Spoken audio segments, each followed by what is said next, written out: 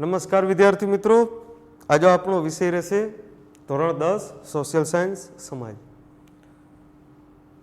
એમાંથી આ લોકડાઉનના પીરિયડમાં ગવર્મેન્ટે જે નવી ગાઈડલાઇન્સ બહાર પાડી એમાં અમુક પાઠ કાઢી નાખ્યા છે, 6 થી 7 પાઠ.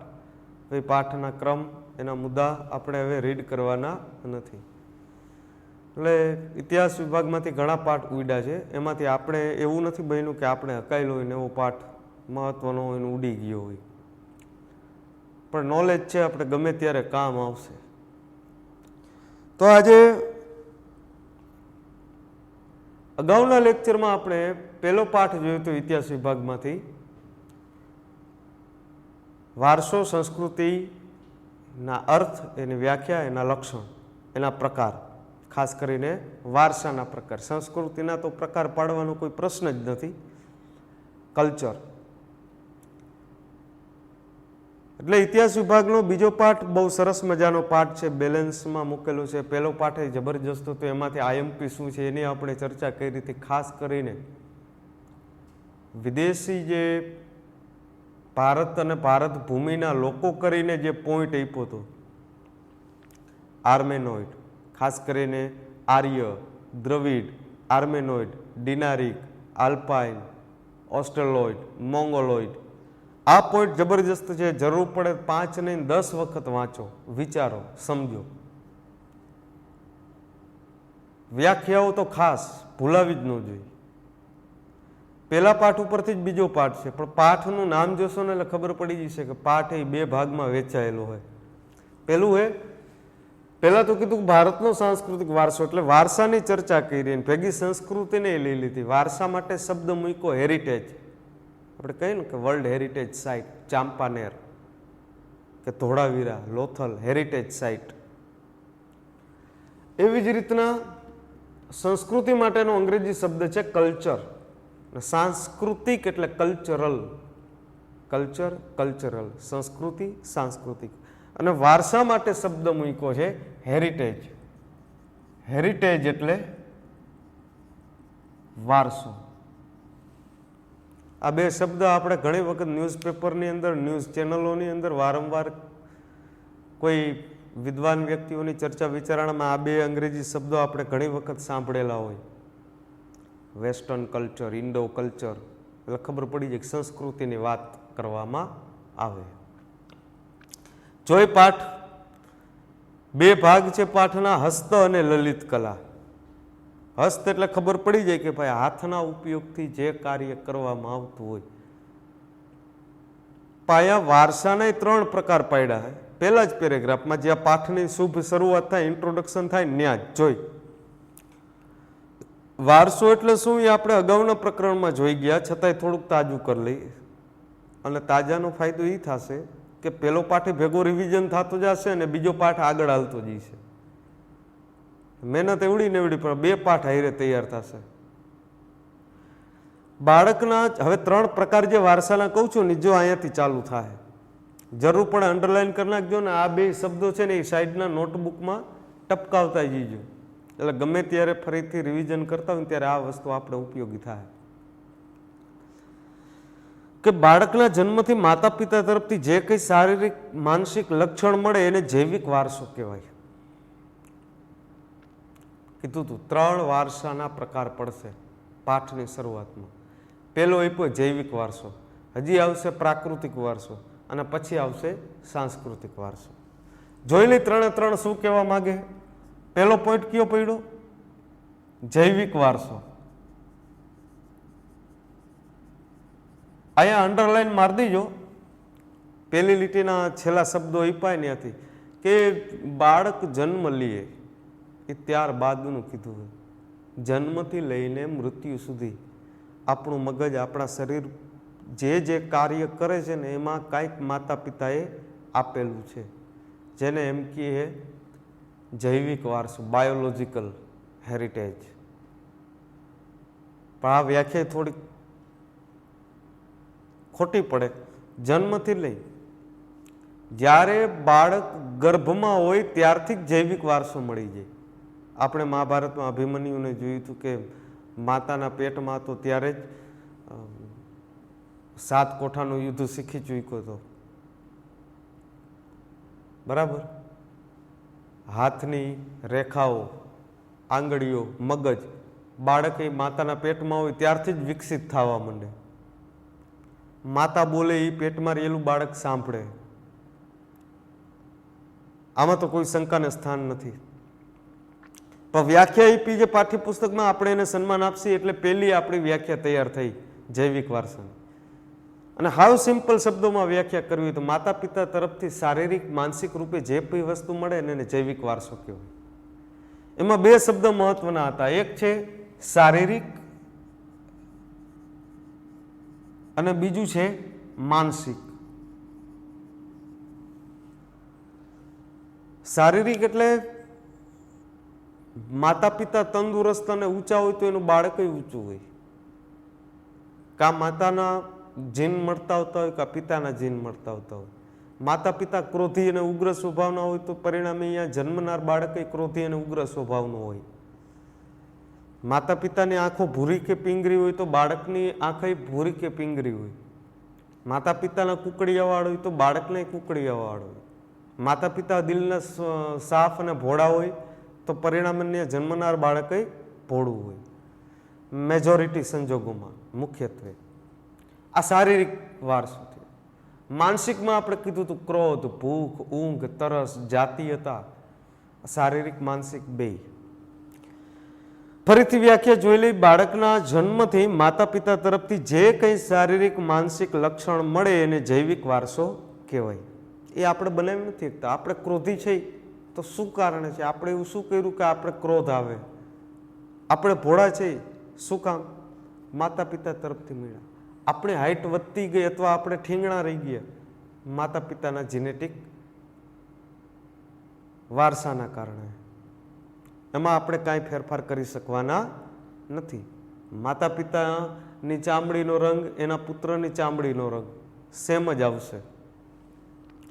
હવે બીજું કીધું, જ્યારે ઘર બાર એટલે મકાનને મિલકતની વાત કરે, જમીન જાગીર કે સ્થાવર જંગમ મિલકતના ભૌતિક વારસો કહેવાય. અંડરલાઈન આયા સુધી લઈ લેજો. આ આપણે થઈ બીજી વ્યાખ્યા, ભૌતિક વારસો. ભૌતિક વારસો એની અંદર શું આવશે? મિલકતો. મિલકતોના પ્રકાર કયા? ચલ, અચલ. કારણ કે વ્યાખ્યાનું લિસ્ટ તો લાંબુ થઈ જાય. જર, જમીન, સ્થાવર, જંગમ, ઘર બાર, સંપત્તિ, હીરા, મોતી, સોનું, માણેક, પોખરાજ, નીલમ, રત્ન, ઉપરત્ન. આ માતા પિતા જે આપણને સોંપીને જાય એ આપણો ભૌતિક વારસો થયો. ફિઝિકલી જેને તમે જોઈ શકો છો, બદલાવી શકો છો. પણ આ જીનેટિક વારસો જે છે, જૈવિક વારસો, શારીરિક કે માનસિક, એને તમે બદલાવી શકો? એ માતા પિતા તરફથી મળેલ અને ભૌતિક વારસો માતા પિતા તરફથી મળેલ છે. રેડી. આ આપણી થઈ બીજી વ્યાખ્યા. ત્રીજી જોઈ સાંસ્કૃતિક વ્યાખ્યા. એ જ રીતે માનવીએ પોતાની બુદ્ધિશક્તિ, આવડત, કલા, કૌશલ્ય દ્વારા જે કંઈ મેળવું કે સર્જવું તેને સાંસ્કૃતિક વારસો કહેવાય. આયા અંડરલાઈન ખેંચી નાખ્યું. એટલે જ કીધું હતું કે આયા તાજું કરવામાં મજા અહીંયા આવશે કે એકી હારે એટલી જ મહેનતમાં 2 પાઠ તૈયાર થતા જશે. ત્રીજી વ્યાખ્યા કઈ નીકળી? સાંસ્કૃતિક વારસો. હવે એમાં શું આપ્યું? બુદ્ધિ, શક્તિ, કલા, કૌશલ્ય. હવે પ્રશ્ન એ થાય કે એ માનસિક શક્તિ જ છે ને? બુદ્ધિ શક્તિ છે, આવડત છે, હોશિયારી છે, કાબેલિયત છે, ચતુરતા છે, આવડત છે, કોઈ કલા કૌશલ્ય હોય તો સીધે સીધું અહીંયા અસર ન કરે માનસિકને. આ 3 શબ્દ છે, આ 3 શબ્દ સીધા આને અસર કરશે. તો સાંસ્કૃતિક વારસો જૈવિક વારસાનું કામ નથી. આપણે ગુજરાતી કહેવત અનુસાર કે દરજીનો દીકરો જીવે ત્યાં લગી સીવે. કે કોઈ દરજી હોય તો વારસાગત વંશ વારસાગત એને દરજી કામ એના બાપાએ શીખડાવ્યું, એ એના છોકરાને શીખડાવશે, એ મોટો થઈને એના છોકરાને શીખડાવશે, છે કે નહીં? ખેડૂતને ખેતી કરતા આવડે તો કેવી રીતના આવડી? તો કે એને એના પિતાજીએ શીખડાવી, તો એના છોકરાને આ ખેડૂત શીખડાવશે, એ પરણશે, એની આ છોકરા થશે એટલે એને આ શીખડાવશે. આ વંશ પરંપરાગત. તો આ 3 વ્યાખ્યા પહેલા જ પેરેગ્રાફની અંદર તૈયાર થઈ. આમાંથી કોઈ પણ એક બોર્ડની પરીક્ષામાં પૂછાશે. ખાસ કરીને જે નીચેની ત્રીજી વ્યાખ્યા છે એ આપણા માટે સૌથી મહત્વની છે. શું કામ? કારણ કે એ જ પાઠનો એક પ્રકાર છે. કયો વારસો કીધો છે? સાંસ્કૃતિક વારસો. તો આ વ્યાખ્યા કઈ થઈ? સાંસ્કૃતિક વારસો. હવે આ જે પોઈન્ટ આપ્યા છે એમાંથી ખાલી 2 જ ઉપાડ્યા છે, હસ્ત અને લલિત. સરસ પાઠ છે. જોઈ આગળ. બાળકને માતા પિતા તરફથી આ બધું વારસામાં મળે. સરસ. આ બધું એટલે 3 વારસાના પ્રકાર થયા. એક જૈવિક વારસો, એમાં શારીરિક અને માનસિક લક્ષણ થયા. બીજો થયો ભૌતિક વારસો, જેમાં મિલકતોની વાત થઈ, ચલ અને અચલ સંપત્તિની વાત થઈ. ચલ સંપત્તિ એટલે કઈ? કે જેને તમે બદલી શકો. દાખલા તરીકે ઘરનો કબાટ, તો મકાન બદલાવી એટલે આ બધું બદલે કે નહીં? બદલે. ઘરેણાને એને તમે એક જગ્યાએથી બીજી જગ્યાએ લઈ જઈ શકો. પણ બાપાએ આપણને મકાન બનાવી દીધું અથવા બાપાએ આપણને 10 વીઘા જમીન લઈ દીધી, તો એને આપણે બદલાવી શકશું? ચાલો આપણે જમીન અહીંયાથી ઉપાડીને બીજે મૂકી દેવું, કે હાલો આપણું મકાન બીજે લઈ જશો. એટલે જ અહીંયા 2 શબ્દ લખવા પડ્યા, ચલ અને અચલ. ચલ એટલે જે સંપત્તિને તમે હેરફેર કરી શકો. અચલ એટલે જ્યાં ફિક્સ જ હોય, બેયની અહીંયા જ રહીએ. રેડી? અને ત્રીજો પ્રકાર થયો સાંસ્કૃતિક. બુદ્ધિ, કલા, કૌશલ્ય, હોશિયારી, ચાતુરતા, આવડત. રેડી? હવે એમ કે આની સાથે સાથે એ પ્રદેશને પોતાનો વિશિષ્ટ વારસો પણ હોય. બરોબર. ભારતના તમામ રાજ્યને એક વારસો હોય. ગુજરાતનો આ તો ઠીક છે, ભારતનો સાંસ્કૃતિક વારસો આપણે જોવાનો. તો નૃત્ય આપણે કહીએ, આપણે તો 9મા ધોરણમાં ભણી ચૂક્યા ને નૃત્ય, ડાન્સ. તો બધા રાજ્ય સમાન હોય ડાન્સની બાબતમાં. ક્યાંક કથક હોય, ક્યાંક કથકલી હોય, ક્યાંક મણિપુરી હોય, ક્યાંક ઉડિયા હોય, ક્યાંક ભાંગડા હોય, ક્યાંક ઘુમર નૃત્ય, ક્યાંક ગરબા છે. બધાય રાજ્યની અલગ અલગ ખાસિયત છે, અલગ અલગ ભાષા છે, અલગ અલગ પહેરવેશ છે, અલગ વારસો મળ્યો એટલા માટે થઈ. રેડી? રણ પ્રદેશની વિશિષ્ટતા અલગ છે, ત્યાંનો વારસો અલગ છે. કાશ્મીરી પહેરવેશ અલગ છે, એની ભાષા પહાડી છે, અલગ છે. તો ત્યાંનો વારસો અને ગુજરાતનો વારસો કોઈ જાતનું કનેક્શન નહીં. આગળ કીધું પશ્ચિમની સંસ્કૃતિનો પ્રભાવ જ્યારે દિન પ્રતિદિન વધી રહ્યો, ત્યારે હાલના સમયમાં જો આપણે આપણા અમૂલ્ય સાંસ્કૃતિક વારસાને ભૂલી જઈશું તો આપણે આપણી આગવી ઓળખ ખોઈ બેસીશું. બરાબર. તો સરસ વાત થઈ કે પશ્ચિમી સંસ્કૃતિનો ઉદય થયો. ઉદય એટલે આપણે સ્વીકારવા માંડ્યા. આપણે આપણા જે દાદા પરદાદા જે વસ્ત્ર પહેરતા એવા અત્યારે આપણે પહેરીએ છીએ ના. આપણે જીન્સના પેન્ટમાં આવી ગયા, દાદા ધોતી પહેરતા. તો આ સાંસ્કૃતિક વારસો થયો છે. બુદ્ધિશક્તિ, કલા, કૌશલ્ય બદલતું ગયું. આપણે આપણી મૂળ ભાષાઓને ખોઈ બેઠા. દેવ ભાષા સંસ્કૃત હતી. આજથી 1000-5000 વર્ષ પહેલા વ્યવહારમાં લોકો સંસ્કૃત ભાષાનો ઉપયોગ કરતા. પછી દરેક રાજ્ય અને દરેક પ્રાંતની ભાષા બદલતી ગઈ, 12 ગાવે બોલી બદલે. પશ્ચિમની સંસ્કૃતિ એટલે ક્યાં? તો કે પશ્ચિમના જે દેશ છે એની સંસ્કૃતિ આપણે સ્વીકારવા માંડ્યા અને આપણી સંસ્કૃતિ ભૂલાવા માંડી. સંગીતના સાધનો જુઓ. અત્યારે કોણ સરસ્વતી વીણા વગાડે? કોઈ નહીં. તો વાજિંત્રોમાં ફેર પડી ગયા. આપણે આપણી સંસ્કૃતિને ભૂલતા ગયા. અહીંયા ભયસ્થાન બતાવે કે આપણે આપણી સંસ્કૃતિને ધીમે ધીમે ભૂલતા જાય છીએ અને બીજાની સંસ્કૃતિને સ્વીકારતા જઈએ.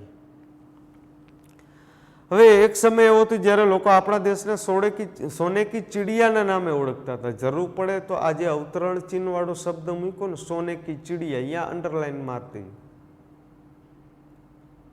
સોને કી ચીડિયા શબ્દને બે રીતે મૂલવી શકાય. એક તો સોના જેવો જ દેશ છે, સરસ મજાનો, એક ઈ. અને સોનું એ શું બતાવે? સંપત્તિ, સુખ સગવડ. આગળ કે આપણા દેશની પ્રાચીન સમયની મુદ્રાઓ અને આજના રૂપિયાની સરખામણીમાં વિશેષ મૂલ્યવાન હતી. સમજાઈ જાય એવું વાક્ય કે રાજા મહારાજાઓ આપણા કરતા ધનવાન હતા કે અત્યારે આપણે ધનવાન છે એ સમયના લોકો? શું લેવાના?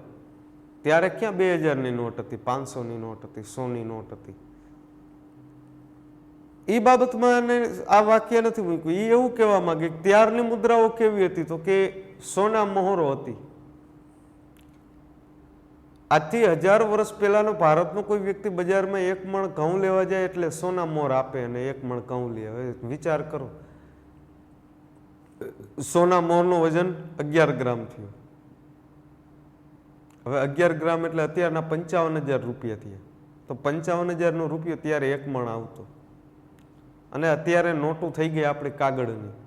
તો કાગળની વેલ્યુ શું, ત્યારના સોનાના સિક્કાની વેલ્યુ શું? જુઓ,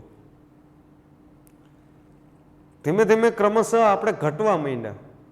પહેલાના સિક્કા સોનાના હતા, સોના મોહર, મુદ્રિકા. ત્યારબાદ ચાંદીના સિક્કા આવ્યા, ત્યારબાદ તાંબાના સિક્કા આવ્યા, ત્યારબાદ પિત્તળ, પછી એલ્યુમિનિયમ, ટીન છે, ત્યારબાદ સ્ટીલના સિક્કા આવી ગયા અને હવે કાગળની નોટો આવી. તો આપણે ડાઉન હાલ્યા કે અપ હાલ્યા? નીચે જ ઉતરા ને.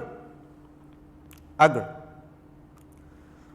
આજે એવા સંજોગોમાં જરૂર છે આપણા અમૂલ્ય વારસાને ઓળખવાની અને પુનર્જીવિત કરવાની. જે કાર્ય આપણે જ કરી શકીએ. બરાબર છે, આપણા દેશની સંસ્કૃતિને રક્ષણ કરવાની જવાબદારી આપણી હોય, કોઈ બીજા દેશનો નાગરિક કરી શકે નહીં. પ્રાચીન ભારતીય સાહિત્યમાંથી 64 કલાઓ વિશે જાણવા મળે. બહુ લાંબુ લિસ્ટ થાય, 64 કલાઓ. એટલે જ કહીએ કે કોઈ વ્યક્તિ પરફેક્ટ હોય ને એટલે એને એમ કે 32 લક્ષણો. દરેક લક્ષણની અંદર 2 કલા હોય એટલે 32 દુ 64 કલાઓ થઈ. ઉજ્જૈનના રાજા વિક્રમાદિત્ય, જેને વિક્રમ સંવંત આપ્યો આપણે, વિક્રમાદિત્ય, એના સિંહાસનમાં કેટલી ઓલી પૂતળી હતી? 32 પૂતળીની વાર્તા. દરેક પૂતળીના 2 હાથ, એ 2 હાથે શું છે? કલાઓ છે. એટલે 32 ઢીંગલી હોય, 32 પૂતળી હોય તો એના હાથ કેટલા થાય? 64. આને કહેવાય પૂર્ણ પુરુષ.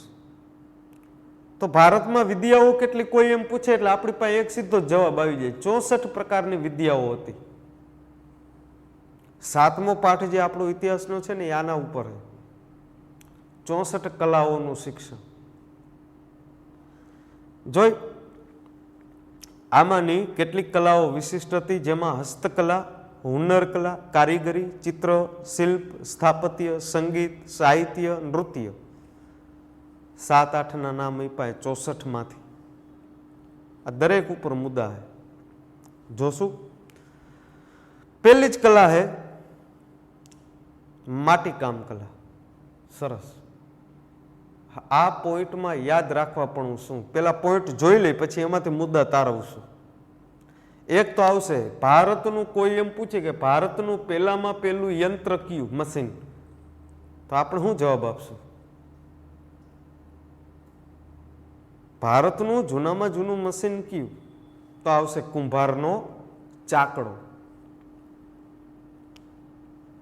જૂના સમયના તમે મકાન જુઓ, માટીમાંથી બનતા, લીપણ થતું, ચૂલા અને આંજોણ એ માટીમાંથી બનતા, અનાજ સંઘરવાની કોઠીઓ માટીની બનતી.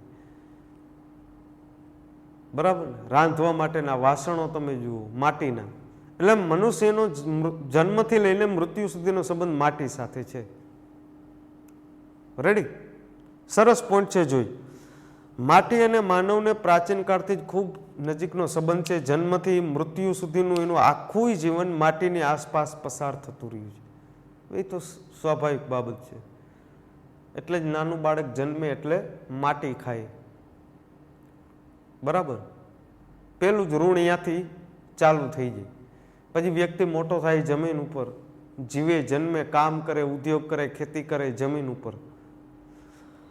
પ્રાચીન સમયમાં જ્યારે કોઈ પણ પ્રકારની ધાતુની શોધ નહોતી ત્યારે માટીમાંથી બનાવેલી વસ્તુઓનો વિશેષ ઉપયોગ થતો. હવે કઈ કઈ વસ્તુઓનું બહુ લાંબુ લિસ્ટ આપ્યું હોય. રમકડા, ઘડા, કોળિયા, કુલડી, માટીના ચૂલા, આ બધાની ચર્ચા હમણાં જ આપણે બોલ્યા હતા.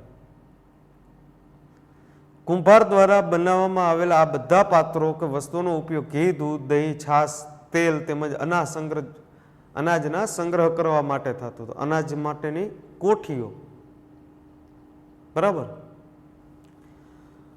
હવે ભીત, ઘર, કુબા, ફળિયા વગેરે પણ માટીના જોવા મળતા. સરસ, આ મકાનના પ્રકારો એ પાસે. ભારત પ્રાચીન સમયથી જ કાચી અને પકવેલી માટીના વાસણ અને વસ્તુઓનું ઉત્પાદન કરવા માટે જાણીતું હતું, જેનો ખ્યાલ આપણને કાલીબંગન એટલે રાજસ્થાન જેવા સ્થળોથી મળેલ પ્રાચીન સમયના માટીના રમકડાથી ખબર પડે. ઉત્ખનન કરતા જે વસ્તુ નીકળી એના ઉપરથી ખબર પડે કે ત્યારે માટીના રમકડા છોકરાઓને રમવા માટે આપતા. ખાસ કરીને બળદ, એક શિંગી હરણ, એ સમયનું કાલ્પનિક પ્રાણી જે આપણે પિક્ચરની અંદર પણ જોઈએ. ત્યારબાદ કીધું માટીકામની આ પરંપરા પ્રાચીનથી મધ્ય અને અર્વાચીન સુધી વધતા ઓછા પ્રમાણમાં જળવાઈ રહી. સરસ, માટીકામ પહેલું જ મશીન. આ માટીકામ જે આપ્યું છે ને, બહુ જબરજસ્ત પોઈન્ટ છે. માટીકામ જે રહ્યું એની અંદર પેલું છે કુંભારનો ચાકડો.